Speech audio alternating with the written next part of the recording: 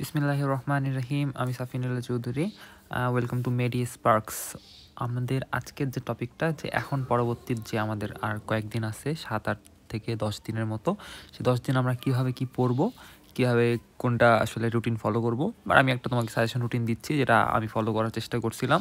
সব মানে ফলো করা 100% তো সম্ভব না, বাট আমাদের যদি একটা মিনিমাম ভ্যালু সেট করা থাকে যে আমরা এতটুকু করবো, তাহলে কিন্তু দেখা যায় অতটুকু না হলেও 70 to 80 বা 90% পর্যন্ত আমাদের সব কিছু কভার করা সম্ভব।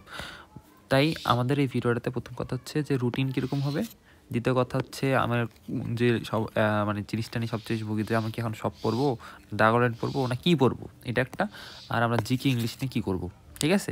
তো আগে আমি এগুলোর অ্যান্সার দিই, তারপর আমরা রুটিনটায় যাই। প্রথম কথা হচ্ছে রুটিন কী হবে সেটা আমরা পরের স্লাইডে পাচ্ছি, সমস্যা নেই।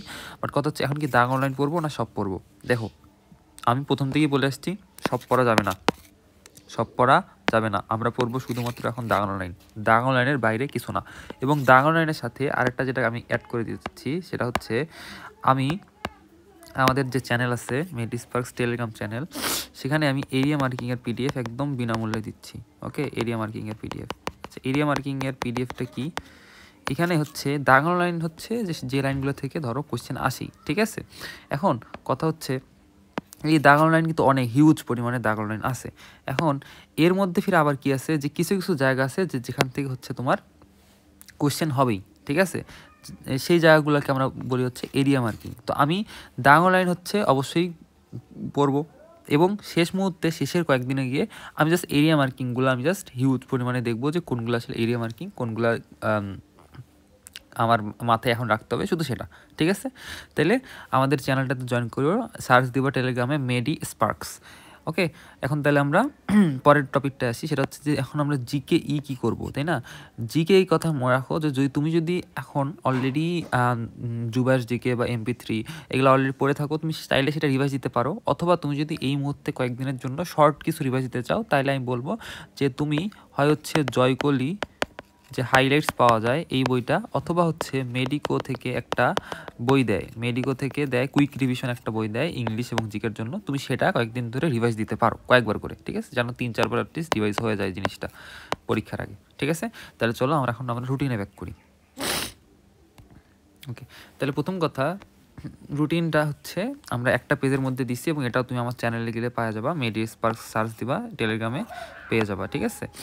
ওকে, তাহলে এখন, এবং লিঙ্ক কমেন্টে দেওয়া থাকবে। তাহলে প্রথম হচ্ছে ডেইলি প্ল্যানার। বলার আগে আমি বলি যে সব কিছু কিন্তু নির্ভর করে কিসের উপরে? নিয়তের উপরে। এটা হচ্ছে আমাদের কি বুখারী শরীফের প্রথম হাদিস। তাহলে অবশ্যই বুঝতেছি এটার মধ্যে যে অনেক বেশি আছে। সব কিছু কিসের উপর নির্ভর করে? নিয়তের উপর। তুমি যদি নিয়ত করো যে পুরা দিনটাকে তুমি কাজে লাগাবা, পুরা দিনটা তুমি পড়বা, বা পুরা দিনটা হচ্ছে তোমার যে পড়াটা পড়বা সেটা যেন আউটপুট আসে, এটা পুরাটা কিসের উপর তোমার নির্ভর করবে? তোমার নিয়তের উপরে, ঠিক আছে না? ওকে, তাহলে তোমাকে নিয়ত করতে হবে যে আমি পুরা দিনটা কাজে লাগাবো এভাবে। এরপর যেটা কথা, যে এখন আমাদের টেবিলের সামনে বা আমাদের কাছে কি থাকবে? মেইন এই 3টা জিনিস থাকবে। মেইন বই, দাগ অনলাইনগুলো, আমি আবার বললাম দাগ অনলাইন, এরপরে হচ্ছে সবার শেষ ডিভাইস হবে এরিয়া মার্কিং দিয়ে, ঠিক আছে? এরপরে আসি আমাদের অনুশীলনী। অনুশীলনী বলতে অনুশীলনী আমরা যেগুলো করছি, বাট সব অনুশীলনী না। তুমি বায়োলজির ক্ষেত্রে সবগুলো দেখতে পারো, বাট কেমিস্ট্রি ক্ষেত্রে হচ্ছে হাজারি অ্যান্ড কবির মাস্ট, অ্যান্ড আমাদের সর্বশেষ হচ্ছে ফিজিক্সের ক্ষেত্রে তপন এবং হচ্ছে ইসাক স্যার। ওকে, এবং হচ্ছে প্রিভিয়াস ইয়ারের কোশ্চেন ব্যাংক বা হচ্ছে ইয়ার ওয়াইজ যে আমাদের মডেল টেস্ট আছে সেটা তুমি এখন সাথে রাখবা, ঠিক আছে? তাহলে এই 3টা জিনিসকে আমরা এখন রাখবো। এরপর কথা হচ্ছে আমাদের ডেইলি প্ল্যানটা কি? আমরা পুরা দিনটাকে মোট 5টা ভাগে ভাগ করলাম, 1, 2, 3, 4, 5। অতএব তোমাকে এই 5টা অবশ্যই চেষ্টা করা লাগবে জামাতের সাথে আদায় করার জন্য। কি? জামাতের সাথে, বিশেষ করে ছেলেদের ক্ষেত্রে। আর মেয়েদের ক্ষেত্রে যদি জামাত পসিবল না, তাইলে তোমাকে অবশ্যই যেই টাইমে জামাত হয় তোমাকে সেই টাইমে পড়তে হবে, ঠিক আছে? তাহলে প্রথমে আসি ফজরের পর। ধরো তুমি ঘুম থেকে উঠছো, বা যে টাইমে তুমি ঘুম থেকে ওঠার পর কী করবা? যে কোনো একটা পেপার শুরু করবা, যে কোনো একটা paper, physics, chemistry, biology, GKE করতে পারলে পড়লো, বাট মেন কি পেপার পড়তে হবে, মানে পুরা বইটা পড়তে হবে, একটা করে পেপার, ঠিক আছে? এবং সেই ক্ষেত্রে এখন যেহেতু টাইম খুবই কম, আমরা এখন মোট 8 দিনের মতো আছে, তাহলে তুমি যদি 4-4-এ ভাগ করো, তুমি 2বার অ্যাটলিস্ট এখন ডিভাইস দিতে পারবা। কীভাবে? 4 দিন হচ্ছে কি, তুমি একদিন পড়বা ফিজিক্সের একটা সাবজেক্ট, পেপার মানে হচ্ছে একটা বই, আর সাবজেক্ট মানে হচ্ছে পেপার ইন্টু 2। তার মানে ফিজিক্সের ক্ষেত্রে কিন্তু খুব কম টাইম লাগে, কারণ ফিজিক্সের ক্ষেত্রে চ্যাপ্টারের টাইম মিনিমাম একটা চ্যাপ্টারের জন্য 10 মিনিট আর কি দিলেই হয়। তো এই জন্য এই ক্ষেত্রে কী করবা? একটা করে পেপার চেষ্টা করবা। ফিজিক্স এক পেপার সকালে করে ফেললাম, এবং এখন যেহেতু চাপ আরও নিতে হবে, তুমি একসাথে দুটো পেপারই টার্গেট করবা যে সকালে যাতে আমি দুটো পেপার মানে হচ্ছে প্রথম পত্র এবং দ্বিতীয় পত্র ডায়াগোনালি সব দিতে পারি। সেমভাবে কেমিস্ট্রি বায়োলজির ক্ষেত্রে দুটো আলাদা দিন নিবা, একদিন নিবা বোটানির জন্য, একদিন নিবা জুলজির জন্য, ঠিক আছে? তাহলে এটা হচ্ছে সকালের জায়গা। এখন সকাল যখন পড়বো, পড়ার পর ঠিক যখন 10টা বাজবে, 10টার সময় আমি একটা ওএমআরএ এক্সাম দিব। ওএমআরএ কীভাবে কী করবো, ওএমআরএ কীভাবে আমাদের টেকনিক ফলো করবো, কীভাবে হলের স্ট্র্যাটেজি, এটা নিয়ে এরপরে ভিডিওটাই আসবে ইনশাআল্লাহ, তোমরা অবশ্যই দেখবা, ঠিক আছে? তাহলে এই যে ওএমআর এক্সামটা চেষ্টা করো, এই ওএমআর এক্সামটা, ওএমআর তো তুমি সিরে নিতে পারবা যে কোনো তোমার মডেল টেস্ট থেকে, ওএমআর নিয়ে চেষ্টা করো যে প্রিভিয়াস ইয়ারের কোশ্চেনে পরীক্ষা দিতে এই 10টার সময়, ঠিক আছে? যাতে করে তুমি নিজেকে এই সময়টা জাজ করতে পারো যে আগের এক্সামগুলো আমি পরীক্ষা দিলে চান্স এখন পাইতাম কি না, ঠিক আছে? এরপরে কথা হচ্ছে যখনই 12:30 বাজবে, তুমি সেই 12:30 থেকে ঠিক 1:30, তোমার যেহেতু জামাত হচ্ছে 1:30, তোমাকে তাহলে 1:20 বা 25-এর মধ্যে কিন্তু পড়া শেষ করতে হবে। এই জন্য চাপ নিতে হবে। যখনই হচ্ছে 12:30 বাজলো, তার আগে যখনই জোহরের জামাত, সেই 1 ঘন্টা তুমি ইংলিশ পড়বা। ইংলিশের ক্ষেত্রে গ্রামারকে বেশি প্রায়োরিটি দাও এই সময়। সবসময় আমি বলি গ্রামারকে প্রায়োরিটি দাও। গ্রামার আর বাকি যদি টাইম থাকে অবশ্যই ভোকাবুলারি, বাট গ্রামার আগে, গ্রামার ছেড়ে দিয়ে তুমি ভোকাবুলারিতে যাবা না। তাহলে ইংলিশ পড়বো, ঠিক আছে, এই 1 ঘন্টা। এরপরে আসি, তারপর তুমি জোহরের নামাজ আদায় করলা, এরপর তুমি রেস্ট নিবা, লাঞ্চ করবা, করার পর তুমি 2:30টার পরেই কী করবা, যে এক্সাম যেগুলো আছে মানে এই টাইম, এই যে জোহর থেকে আসরের যে টাইমটা, এটা হচ্ছে তোমার এক্সাম এবং তুমি রিভিউ করবা পড়াগুলা এই আসর পর্যন্ত। কীভাবে?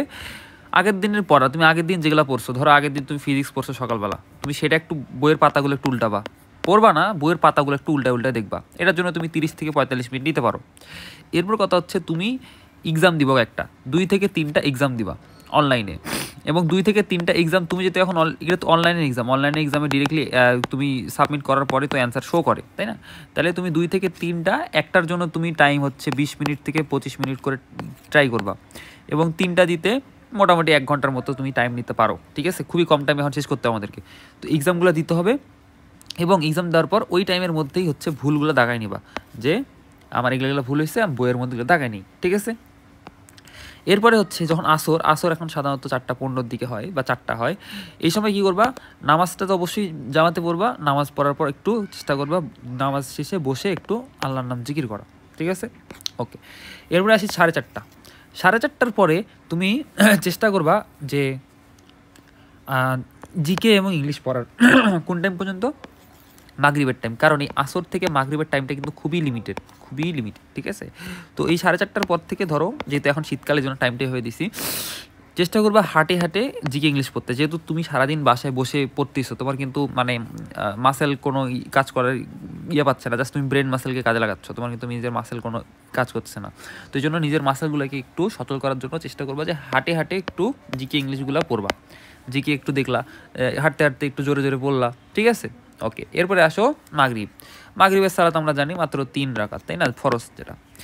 এই নামাজের পরে চেষ্টা করবা যে নফল নামাজটা আদায় করতে, মানে নফল যাতে হচ্ছে পরের দিন ভালো মতো পড়তে পারি, ঠিক মতো রাতে ঘুমাইতে পারি, এই দোয়াগুলো একটু করবা, যাতে মেডিকেলে চান্স হয়, একটা করে সিট যেন পাই, আল্লাহ যেন আমার জন্য মেডিকেলে যদি কোনো বরকত নাও থাকে, আমাকে চান্স দিয়ে যেন সেখানে বরকত দেয়, এই দোয়াগুলো করবা, ঠিক আছে? অবশ্যই।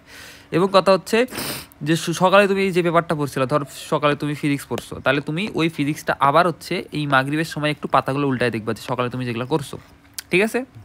এবার হচ্ছে অনুশীলনী প্রশ্নগুলো একটু দেখবা, আর একটা এক্সাম দিবা অনলাইনে, ঠিক আছে? আচ্ছা। এবং পরের দিন তুমি কি পড়বা সেটা এই এশার নামাজের আগেই তুমি লিখে রাখবা, এরপরে তুমি এশার নামাজ পড়বা, খাওয়া দাওয়া করবা, তারপরে একদম যদি তোমার পড়া থাকে একটু পড়লা, বাট ঘুম দিবা। ঘুম এখন দিতেই হবে, এবং মাথায় রাখো ঘুম এই সময় অ্যাটলিস্ট 6 থেকে 7 ঘন্টা দিবাই অন্তত, নাহলে কিন্তু হবে না, তোমাকে দিতেই হবে ঘুম, ঠিক আছে?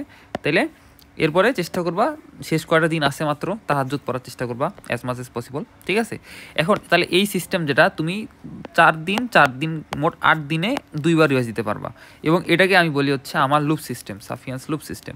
তুমি প্রথম দিন বায়োলজি পড়লা, পরের দিন ফিজিক্স পড়লা, পরের দিন কেমিস্ট্রি পড়লা, আবার ঘুরে এরকম করে ব্যাক করলো, এবং তুমি প্রতিদিন একটা টাইম হচ্ছে কি জোহরের আগ পর্যন্ত ইংলিশ পড়লা, আর একটা হচ্ছে আসর থেকে মাগরিবের সময় ইংলিশ জিকে পড়লা। তাহলে এই সিস্টেমে তুমি যদি চলতে পারো, ইনশাআল্লাহ তোমার পড়াগুলো খুব সুন্দরভাবে শেষ হবে।